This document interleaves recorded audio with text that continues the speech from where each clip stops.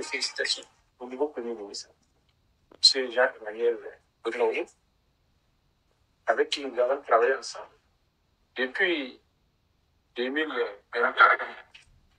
Donc la maison n'est pas, lui n'est pas étranger, et avec qui nous avons engrangé pas mal de résultats.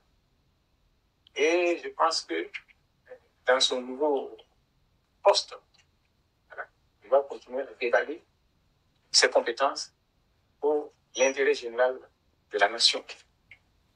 Et à travers lui, je voulais également transmettre mes remerciements et ma reconnaissance à tous les membres du gouvernement.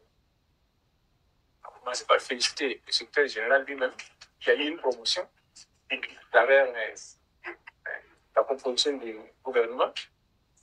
Et donc, vous voyez que dans mon gouvernement, il y a beaucoup de promotions. Hein. Merci. Donc, je voulais que le nouveau Premier ministre et le secrétaire général du gouvernement transmettent ma reconnaissance et mes félicitations à tout le gouvernement. C'était une équipe de choc. On a tous bien travaillé. Chacun a donné le meilleur de lui-même. Et on a engrangé des résultats. Bon, malheureusement, quand on sème, il faut attendre un temps pour les récoltes. Et toutes les semis ne croissent pas au même rythme. Ça fait qu'actuellement, on ne voit pas toujours les résultats de beaucoup de choses que nous avons mises en terre. Mais pendant un peu plus de 2 ans, nous avons travaillé en toute confraternité, en toute amitié. Et les conseils des ministres étaient des séances de travail et de convivialité. On ne s'ennuyait pas, on travaillait en toute fraternité. Donc, on a passé de bons moments, de telle sorte que chaque ministre avait son et le conseil des ministres se tienne, pour qu'on se retrouve dans notre bonne ambiance. Donc, je voudrais que vous leur transmettiez toutes mes félicitations, toute ma reconnaissance. Et beaucoup de gens m'ont envoyé des messages de félicitations et d'encouragement. Enfin, je voudrais que vous transmettiez mes encouragements, mes félicitations et ma reconnaissance, chef de l'État, capitaine Ibrahim Traoré. C'est lui qui m'a fait appel. Et avec ça, nous avons cheminé ensemble. Alors, nos relations, au départ, c'était mon patron. Mais il était devenu mon patron, mon ami et mon frère. Pendant tout le temps que nous avons travaillé ensemble, il n'y a pas eu une seule fois de divergence entre nous. On avait des convergences de point de vue. C'est peut-être les méthodes qui divergeaient, mais on avait les mêmes convictions et les mêmes objectifs. Donc, comme j'ai dit, il a d'abord été mon patron. Maintenant, il est devenu et mon patron, et mon ami, et mon frère. Et sous son leadership, nous avons engagé beaucoup de résultats. Et comme je viens de le dire tantôt, vous ne voyez pas encore tous les aspects de ce que nous avons semé. Mais, les semis ne tarderont pas à germer. J'avais assisté dernièrement à l'inauguration d'une usine de tomates à beaucoup de villages. Il y en aura d'autres. Il y aura l'usine de traitement des résidus miniers, tout. Et je peux vous dire que le chef de l'État a de grands projets et une grande vision pour le Burkina Faso. Et si ce qu'il a en tête se réalise, je peux vous assurer que les années à venir seront des années, n'est-ce pas, de prospérité de notre pays. Donc, je vous demande de l'accompagner dans ce sens, afin que nous tous, nous en profitions. Vous savez, bon, au Burkina Faso, nous avons quelques priorités. C'est d'abord la sécurité. Vous êtes venu à un moment où, sous le leadership du président Ibrahim Traoré, l'insécurité est en train d'être jumelée. Ce n'était pas le cas quand nous arrivions en octobre 2022.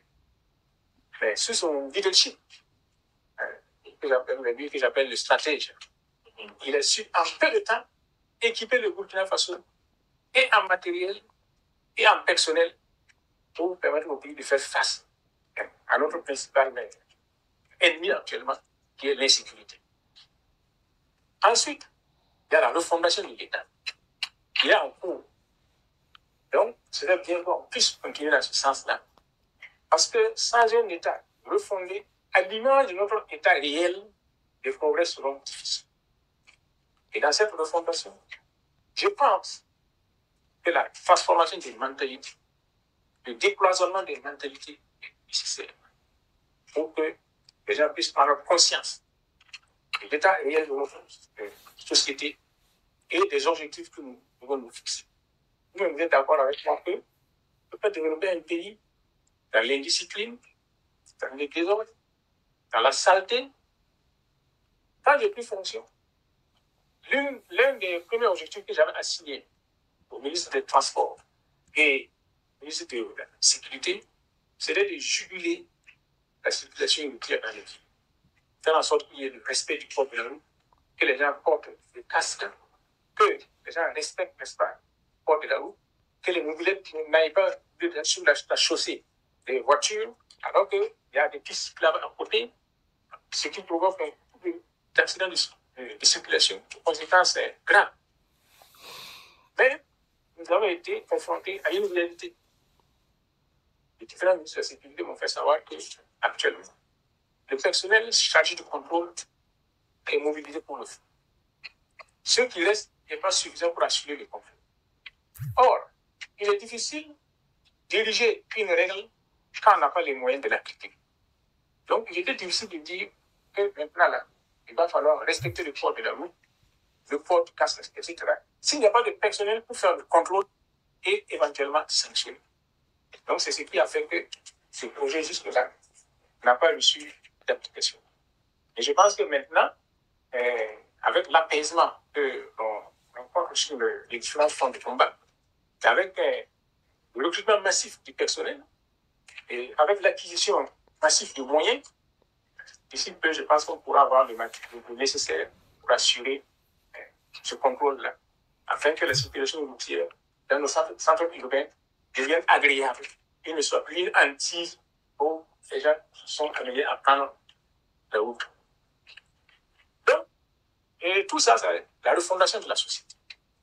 La refondation de la société pour que nous puissions mieux vivre, nous épanouir en toute fraternité. Enfin, il y a un autre chapitre que j'estime comme étant le plus important. C'est le chapitre de la Confédération des États du Sahel. Donc, comme peut-être que vous ne le savez pas, depuis 1986, moi je suis sur ce chapitre-là. Comment faire pour les confédérations en Afrique? Donc, nous avons fait plusieurs écrits là-dessus, etc. Et quand l'occasion s'est présentée, nous nous sommes dit, pourquoi pas? Pourquoi ne pas essayer, même s'il va échouer? Les gens se sont mis à rigoler, tout.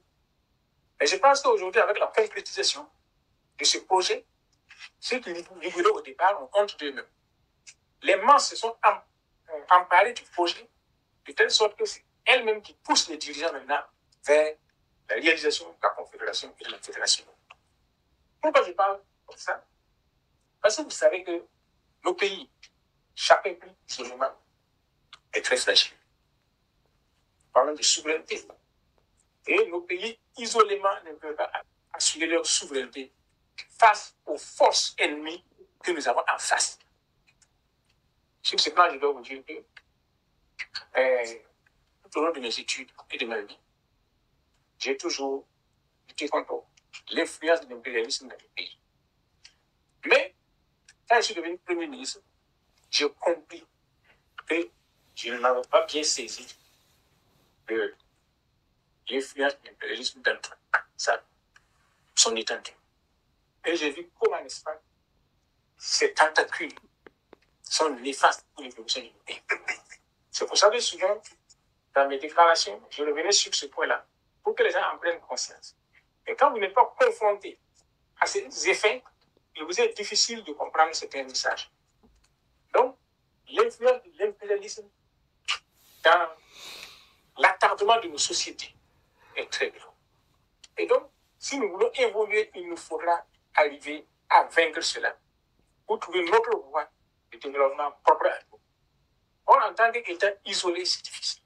Et si nous nous mettons ensemble pour constituer un bloc fort sur le plan de la population, sur le plan de l'économie, sur le plan du militaire, pour pouvoir résister face à toutes les tentatives et l'impérialisme de nous dominer. Vous-même, vous êtes témoin de ce qui s'est passé lors du coup d'État du général Tchani au Niger. S'il n'y a pas eu la solidarité du Mali et du Burkina Faso, les impérialistes n'auraient pas hésité à intervenir pour quitte à massacrer les populations civiles nigériennes pour réinstaller au pouvoir leurs agents.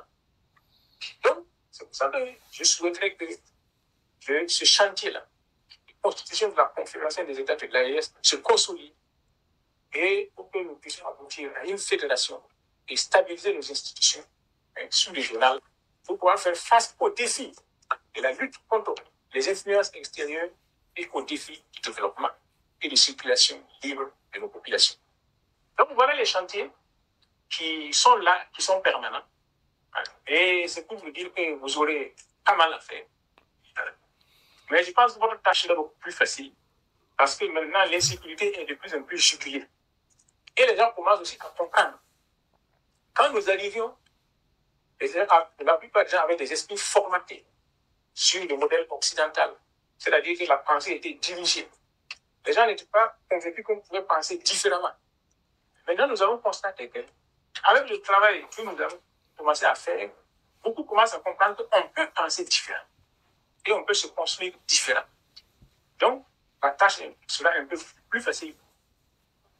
Et heureusement, vous avez un personnel qualifié, que ce soit au secrétariat général, que ce soit au cabinet ici, et qui est prêt à relever les défis, qui est prêt à relever les défis, peu qu'on leur fasse confiance. En tout cas, tout comme au sein du gouvernement, comme je vous ai dit, j'ai été en bonne intelligence avec tous les ministres qui sont passés dans les différents gouvernements. Au sein de la primature, c'était la même chose. Je n'ai jamais eu de problème avec un personnel particulier, soit du secrétaire, soit du cabinet, qui n'a pas trouvé sa solution dans l'entente. Donc, je pense que vous héritez, n'est-ce pas, d'une institution qui se fait bloc pour avancer. Alors, vous avez tous les atouts pour réussir. Et donc, je vous souhaite, n'est-ce pas, un bon parcours et que tout parcours a une fin et qu'à la fin de votre parcours, vous êtes fiers de vous-même et de votre pays.